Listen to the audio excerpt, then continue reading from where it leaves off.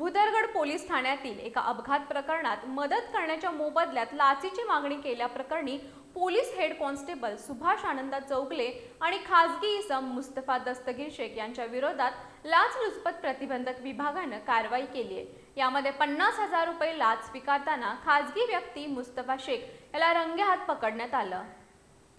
Bhudargad police ठाण्यातील एका अपघात प्रकरणात मदत करण्याच्या मोबदल्यात लाचेची मागणी केल्याप्रकरणी पोलीस हेड कॉन्स्टेबल सुभाष आनंद चौगले आणि खासगी इसम मुस्तफा दस्तगीर शेख यांच्या विरुद्ध लाचलुचपत प्रतिबंधक विभागानं कारवाई केली आहे।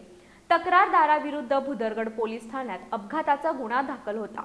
या गुन्ह्याचा तपास police head constable Subhash Chougale यांच्याकडे होता। तपासादरम्यान गुन्ह्यात मदत करणं, चार्जशीट व्यवस्थित पाठवणं तसंच ताब्यात घेतलेली स्विफ्ट कार सोडवून देण्यासाठी सुरुवातीला 1 लाख रुपयांची मागणी करण्यात आल्याची तक्रार एसबी कडे करण्यात आली होती।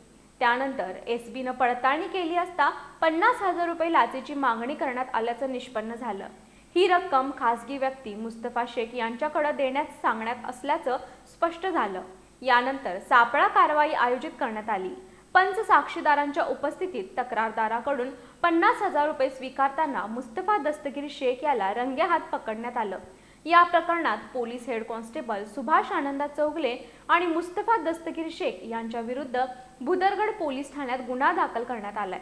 या कारवाईत पोलीस उपअधीक्षक वैष्णवी पाटील, सहाय्यक पोलीस उपनिरीक्षक Prakash Bhandare, police head constable Vikas Mane, police head constable Sandeep Kashid, police नायक सचिन पाटील, पोलीस कॉन्स्टेबल उदय पाटील, सहाय्यक पोलीस फौजदार गजानन कुराडे आणि अँटी करप्शन ब्युरो कोल्हापूरच्या पथकानं सहभाग घेतला।